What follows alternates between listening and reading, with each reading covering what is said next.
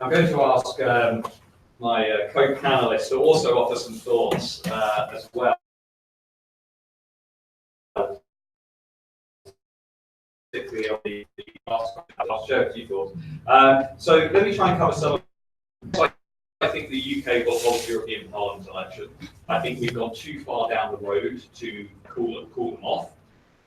If there is a deal between the Conservative and Labour Party on Brexit, we may have the elections, but our MEPs may not take their seats. That is one of the theories in Westminster at the moment, but we will almost certainly have them. I think the Brexit Party will probably win comfortably, and I think, based on what I've seen in terms of the Democrat primaries in the US, my working assumption is Donald Trump will be re-elected. I think what is reflected in the US is a sense among the Democrats, which I think picks up some of the points that were raised by my co-panelists. The Democrats are philosophically lost. They have no sense of where they are in relation to public opinion. They are consumed by a pernicious form of identity politics that offers nothing in the way of national solidarity or unity, but focuses on what differentiates people and ultimately defines people as victims and therefore strips them of any sense of agency. So I think probably Trump will be re-elected, but let's see.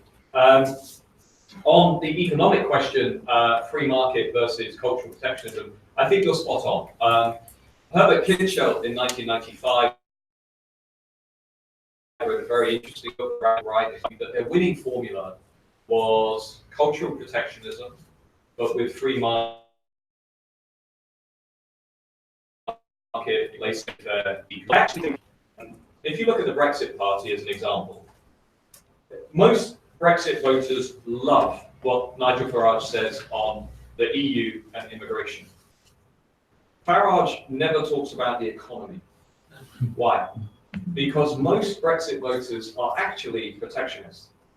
The biggest myth about UKIP was that UKIP voters were Thatcherites. The biggest myth.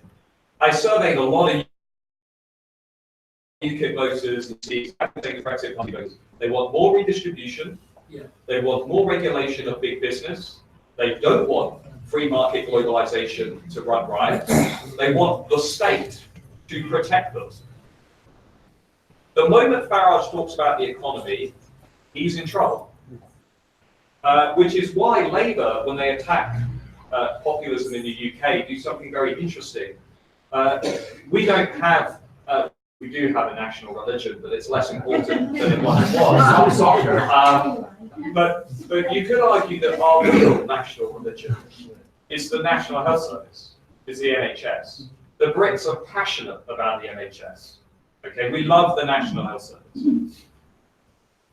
When Labour attacks populists in the UK, they don't say populists are racist and xenophobic. They say some of that, but they say populists want to destroy the National Health Service. They want to turn it into an American healthcare system.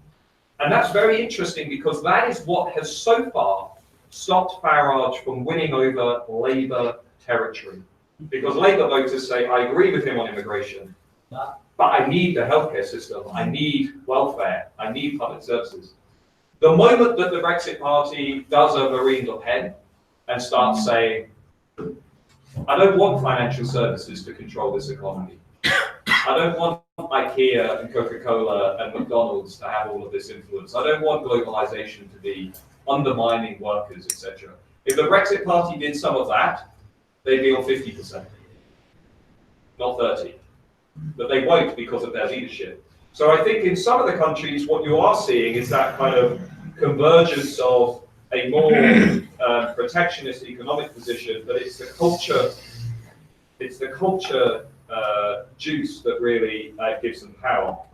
Brexit and the Conservatives, if the Conservative Party does not deliver Brexit, the Conservative Party is finished. It's that simple. There will be a massive split. The party will completely implode. It already is imploding. What you have to understand about the Conservative Party today, which might not be evident when you read the newspapers, is that unlike David Cameron's era, the Conservative Party electorate today is far more pro-Brexit than it ever was under David Cameron. So what happened at the 2017 election is Nigel Farage lost, and Theresa May picked up all of his votes. That means the Conservative electorate, which lost a few middle-class Remain voters to Labour, is much more pro-Brexit than it ever has been. About 75% of Conservative voters say they want Brexit. About 60% say they want no deal. They just want to walk away. Only about 8% say they think Theresa May has done a good job on Brexit, and they are not going to be happy with the Brexit deal that is going to emerge in the coming weeks. Conservative voters want out of the single market, out of the customs union. They don't want freedom of movement, and they want the WTO, Canada plus. Now, we can debate whether it's possible and etc., but that's what they want. Okay. So the Conservative Party, I think, unless it delivers Brexit, is destined to split. So it has to deliver Brexit. The moment it delivers Brexit, Theresa May goes. She is replaced by a Leaver because the Conservative membership is overwhelmingly Leave. The Conservative Parliamentary Party now accepts that the biggest mistake they made was giving a Leave project to a Remainer politician. So if you want to understand the philosophy of where the Conservative Party is today, look at what Jeremy Hunt is saying, our Foreign Secretary. He wants a no deal. Look at what Boris Johnson is saying. Look at what Dominic Raab is saying. Look at what Sajid Javid is saying. They are all uniting on offering a harder vision of Brexit than Theresa May, because that's what their party demands and that's what their electorate demands.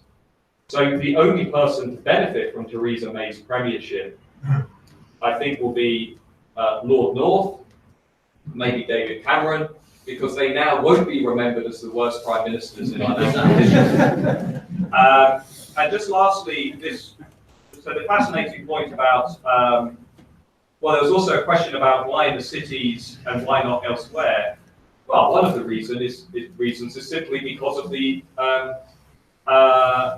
dynamics of populations in cities. That if you are white working class or a white conservative in London, you are just as likely to vote for Brexit as if you were white working class or white conservative in small towns or the countryside. Of course, the issue is your vote is diluted in London by the larger number of voters, university graduates, economically secure professionals, and ethnic minorities who all lean heavily towards Remain. But we forget, 40% of London voted for Brexit. We forget this. I mean, that is still a significant vote, but the city-urban rural divisions will actually become more important to shaping our politics. What was Brexit? Brexit was partly a revolt against London. Non-London England was overwhelmingly pro-Brexit. If you identify as British, as many Londoners do, you are much more likely to vote Remain. If you identify as English, which everyone outside of London does, you are much more likely to vote Leave. If I could recommend one book to you, it would be Linda Colley's book in 1992 on Britons. And she made a very interesting observation, which I think has been completely validated by Brexit, which is that to understand the British, you need to understand the English. And to understand the English, you need to understand that their identity has always been defined against continental Europe. At various stages in history, the idea by London liberals to try and redefine Englishness as an inclusive internationalist identity is not entirely valid. Englishness has always been defined against the Scandinavians, against the Germans, against the Catholics, against the French. Not so much the Italians, we quite like the Italians. But in general, if you want to understand Brexit, that book is a classic. Alla domanda si può vedere una forza di destra mercatista e nazionalista, la storia ci ha già dato le risposte, e la risposta è quella sintetica della signora che voi penso della sua che noi tutti rimpiangiamo. No, nel senso che questa cosa qui, Vox, fare il mercatista va bene per crescere i consensi e prendere voti. Lui la fa perché facendo il mercatista erode base del Partito Popolare, con Casaro ha fatto una scelta tremenda. Però quando poi vai al governo, se devi fare nazionalista, non puoi più fare mercatista. Fino al 25 ha fatto politiche della moneta ed economiche liberistissime, poi ha capito che doveva cambiare. Il nazismo fa un grande patto con tutti gli imprenditori tedeschi, non gli tocca niente, poi però fa l'economia pianificata di guerra. Da questo punto di vista il mercatista nazionalista come nega il presupposto della libertà delle merci. No, qualcuno ti può dire sì, però serve a prendere voti, cioè a distruggere la famiglia campo di errori. David Cameron, Matthew, quello che ha ricordato, David Cameron è riuscito a fare di quello che resta del Partito Conservatore il partito più durissimamente per l'hard Brexit. Quindi no, la mia risposta è no alla sua domanda. Invece volevo dare una risposta al mio amico Carlo Alberto. Matthew, avrei capito che Carlo Alberto è il perfetto editorialista del Financial Times. Lui è proprio così. Cioè, lui pensa che la risposta al populismo, cioè quelli che vogliono protezione, è dire: cazzo, ve la faccio pagare io il welfare adesso, pagate di più. E lui sa che così fa il Salazar, cioè il tecnico bravo nell'economia, chiamato da un governo di destra. Piccolo particolare, non si vota più, perché altrimenti lui non becca un 1% dei voti. L'1% non becca. E lui è il problema ai miei occhi dei miei amici. Lui segnala Bocconi, intelligentissimo, ama l'impresa, eccetera, eccetera, e poi dice che puzzoni schifosi gli elettori dei 5 Stelle della Lega.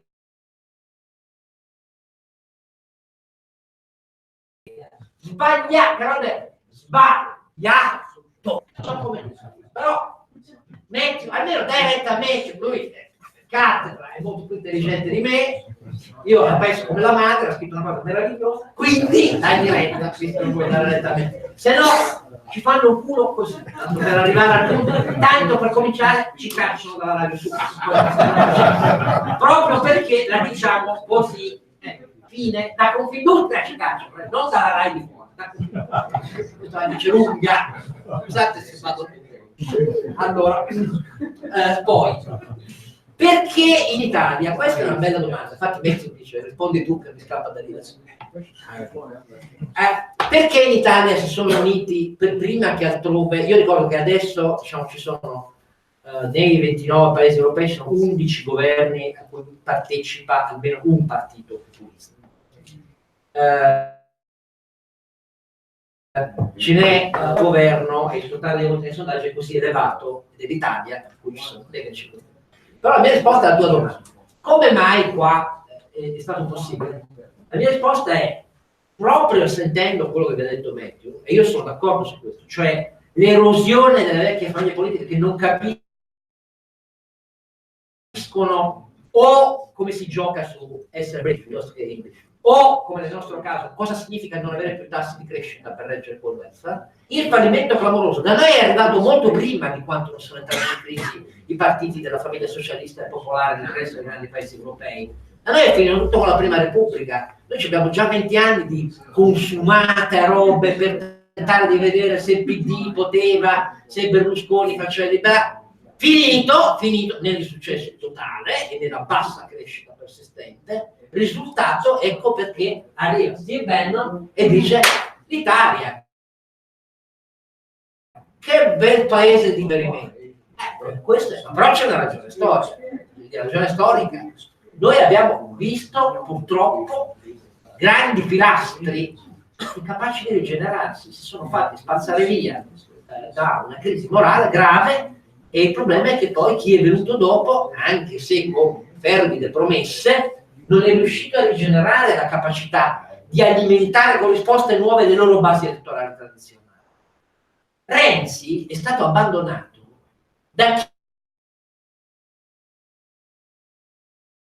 chi gli dice e gli diranno: tu non eri di sinistra, Corbyn ci sta sul dei, Corbyn fa quello che dice meglio, mette insieme un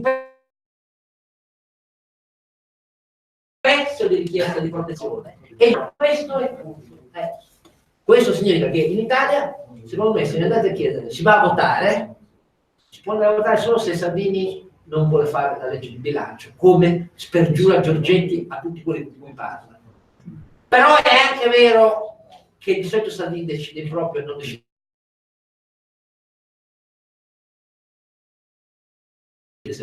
Quindi altrimenti non ci vanno a votare. Per quale motivo? Solo nell'idea che Berlusconi è un proprio caso, si va a votare, lui c'ha il 40% e governa solo lui. Ma certo non per fare la legge di bilancio, aspetta, questo è il punto. Però finisco. Tanto tornare al discorso o noi capiamo che le vecchie regole sono fatte per essere infrante. Cosa ha detto? Non conta tanto quanti voti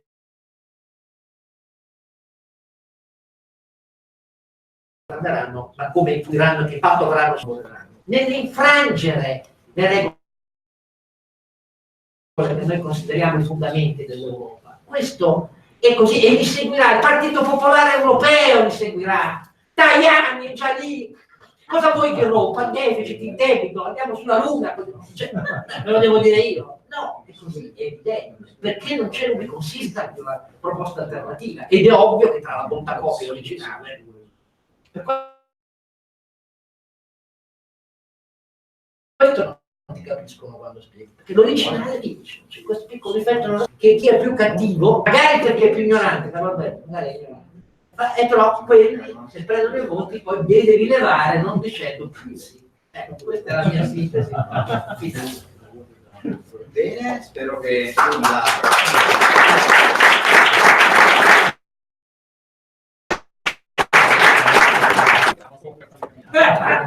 spero che questa chiacchierata sia stata utile a dare un po' di strumenti di lettura e per renderci un po' più consapevoli dei fenomeni che stiamo variamente vivendo in Europa. Fatemi ringraziare molto Alberto Mingardi, Sara dell'Istituto Cosmo Leoni, per l'annunziamento dell'amico Paolo Benetto che è qui con noi, e naturalmente insieme a tutti voi nel dirvi che c'è quello che volete dire veramente nella sala politica.